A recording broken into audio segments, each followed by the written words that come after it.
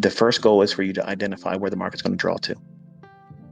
If you can determine where the market is most likely, not all the time, most likely where it's going to reach for, that's the largest portion of the battle. Like that's the thing that makes this so impossible for the new students or a new trader. Because you're looking at whatever time frame you're looking at, and you're trying to find a pattern or an indicator indicating something, instead of understanding where price is trying to travel to. It's trying to go up or it's trying to go down. And if you can get that correct more times than not, what have you done? You have arrived at a bias. And here's the thing that you need to understand. There may be times where that bias is not obvious. What do you do in those circumstances? Nothing. You wait. You simply wait. What are you waiting for? For the period of time when it is obvious to you what it's trying to reach for. And as soon as you identify it, and you know what it's likely to draw for, higher or lower, a specific level, not a zone, then you determine where you're at right now. Is it time that we expect volatility to increase? Are we in a specific time of day that is conducive for a sustained price run? Or are we in Asia where it's likely to sit around and do nothing? But ICT, I got 6 examples right here where Asia, I know that, but predominantly, you know that between 9:30 and 11 o'clock, there's a strong tendency for the market to want to do what? Move. And then have a retracement during the lunch hour. And that retracement may set up another leg higher or lower, whatever the morning session did, or a reverse. Those are all amplified topics that you want to tackle later on. But in the beginning, you just want to know where the market's likely to go to. If you do that, you're on your first steps to avoiding failure. Because everybody that doesn't know where the market's likely to go, they're failing. They're missing the point. The plot escapes them. They have no idea. So if you start there, and I have lessons, all my lessons teach that. There's a video that says, draw on liquidity. Because all of my discussions, every example, every lecture is always talking about that. It's always giving you a little bit more insight about each and every aspect that is required for you to get good at that. And here's the missing recipe ingredient to that. Time. Time doing it. Experience is going to be your best mentor. That's why I tell everybody, sit down with me for at least a year. And you'll know if you have it in you. But you're going to learn a whole lot of things that I can't sit down and say, you're going to learn this, you're going to learn that. You'll know what resonated with you. But if you understand that skill set and you get good at where the market's likely to go to, the next thing you need to understand is risk management. But ICT, I need an entry. No, you don't. Because you literally can buy or sell any fucking wares appropriate. Don't think so? Test me out in August. August is the shittiest month of the summer. It's big money goes away.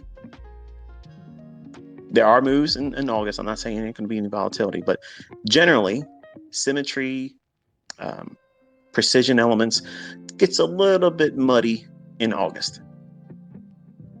I'll show examples of it being there, but you collectively as a community should think, okay, August, if you're going to do any kind of vacations, it should be the month of August.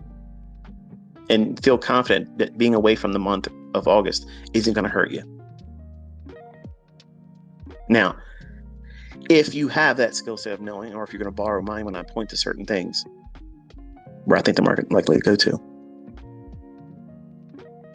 use a microlot. One. Not a mini.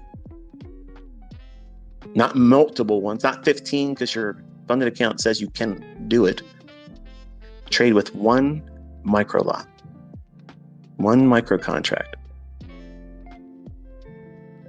And just literally, as soon as you identify the draw, determine how far it can go against you before that idea would be null and void for that session. And wherever that is, it might be 30 handles. It might be 45 handles in the NASDAQ. Use one micro contract. That's it. One. And get in there and trade with it right there in a demo, not with your live account, and put the stop loss at where you think it would fail in that idea. And you put a limit order at the draw. You're going to find huge consistency doing that. But I'm not making a lot of money. Right. Because in the beginning, it's not about making money. It's about you conquering your fear about doing it wrong. But you want to be right. And you want to make the most that you can make when you're right. But you don't want to lose anything. You've literally created this idea of trading in the realm of impossible. Because that doesn't exist. Nobody can do what you're thinking trading's all about. Nobody does that. I don't. I'm an inner circle trader. I don't fucking do that. There's an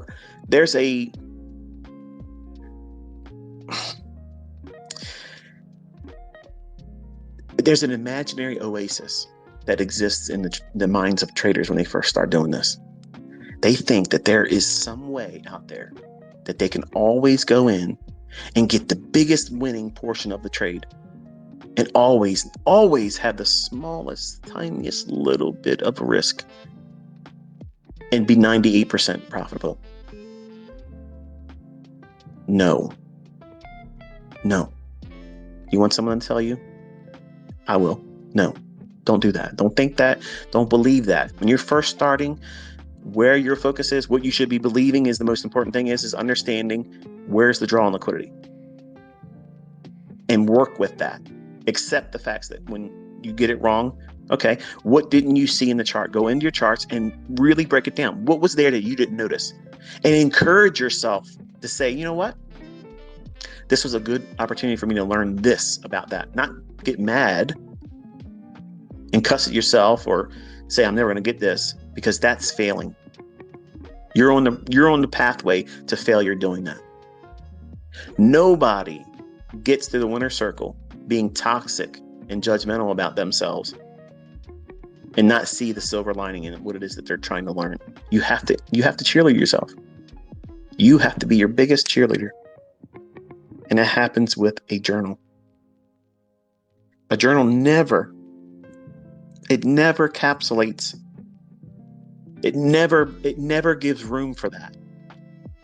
Now, you can observe what you did incorrect. But you have to turn that around and say, I did this incorrect during this trade and I didn't see this. I'm thankful that I had the opportunity to see what I didn't see then. Now I can use this as advantageous intel going forward. Do you see what I just did there?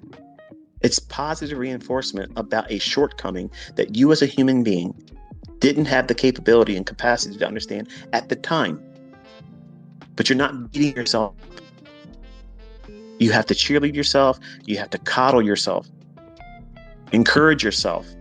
All these things, these are positive self-talk. It's important because if you have anxiety or if you develop anxiety, and some of you will, if you start trading with real money, you will feel your first panic attack. It's a given. It's going to happen. You will feel it. And it will be scary. And that in itself is a learning experience. And I've had discussions about how to manage that too. But you can't avoid it. But when you know where the draw is and you get better at it and you work through those growing pains of not knowing how to do it right in the beginning, but learning to get better at it. And then you also learn how to manage risk. If you get good at manage risk and also knowing where the draw on liquidity is, guess what you have become? Think about it. What have you become? The highest probable outcome is you'll be a break-even trader. And that's a goal. When you first start, you want to get to that point because most people can't even maintain break-even. What does that mean, ICT? Like, what are you trying to get at here? In the beginning, everybody wants to go out there and start making money right away, but that doesn't work like that. Even with me training you, that's not going to happen.